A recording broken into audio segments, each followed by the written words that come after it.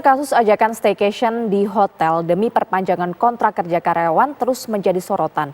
Korban sudah melaporkan kasus tersebut ke pihak kepolisian. Lalu bagaimana Dinas Tenaga Kerja menanggapi hal tersebut? Sudah bersama kami Kepala Dinas Tenaga Kerja dan Transmigrasi Provinsi Jawa Barat, Rahmat Taufik Garsadi. Selamat pagi Pak Taufik. Pak Taufik, kasus permintaan untuk staycation di hotel oleh pimpinan perusahaan kepada karyawannya ini sudah masuk ke polisi.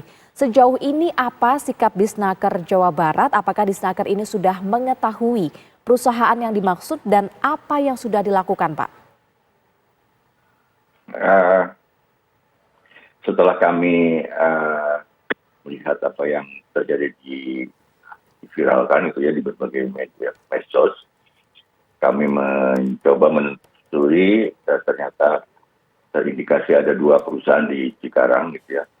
Sehingga hari Jumat kemarin saya memerintahkan tim untuk menginvestigasi di 2 perusahaan tersebut.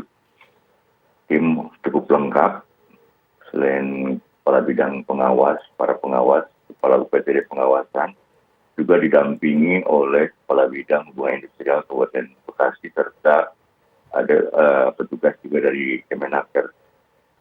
Namun dari klarifikasi kami di 2 perusahaan tersebut sudah mempunyai aturan yang jelas sesuai dengan Undang-Undang Nomor 13/2003 terkait dengan ketenagakerjaan, yaitu sudah mempunyai peraturan perusahaan, juga sudah mempunyai perjanjian kerja bersama, SOP. Juga diperiksa bagaimana prosedur terkait dengan perekrutan, prosedur terkait dengan perpanjangan kontrak, demikian juga mutasi dan promosi. Demikian juga kami sudah di sana tim melakukan wawancara dengan serikat pekerja di tingkat perusahaan dan sebagainya, dan kami menyampaikan silakan melapor gitu ya, dan kami siap mendampingi, mengawal apabila ada yang melapor atau mau menyampaikan hal-hal yang terkait dengan kekerasan dan pelecehan seksual di tempat kerja. Dari hasil investigasi kami di sana 2 perusahaan tersebut tidak menyalahi aturan yang berlaku. Sehingga kami mendorong ini adalah ranahnya pidana gitu ya, sesuai dengan undang-undang peraturan kekerasan atau pelecehan di tempat kerja melalui Undang-Undang Nomor 6 tahun 2022, sehingga ini adalah akan menjadi ranahnya pihak PH atau kepolisian. Gitu, Mbak. Pak Taufik, dari 2 perusahaan tersebut yang ditemukan oleh Disnaker, ini korbannya ada berapa Pak? Karyawan yang kemudian ini menjadi korban modus staycation untuk mendapat kontrak kerja, Pak Taufik?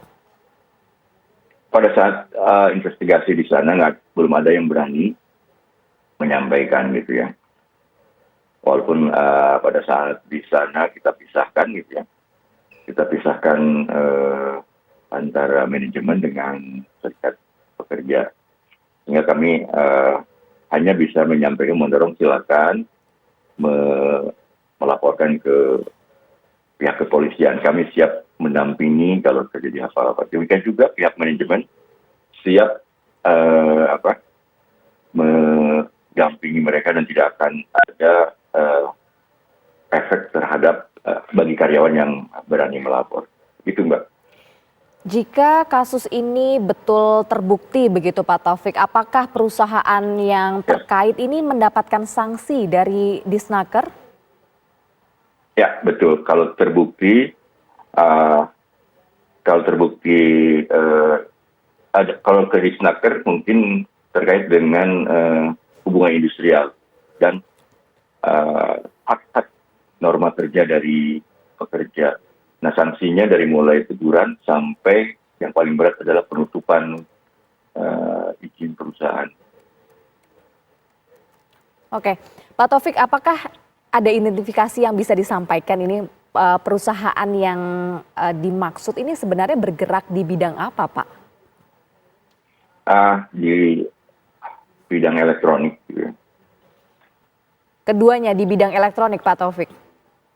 Iya, iya. Cukup besar juga karyawannya yang 113.000 orang, yang satu tidak didapatkan. Iya. Apakah sanksi yang akan diberikan ini betul-betul akan mengenai oknum dari perusahaan tersebut atau perusahaan yang dimaksud secara keseluruhan, Pak Taufik?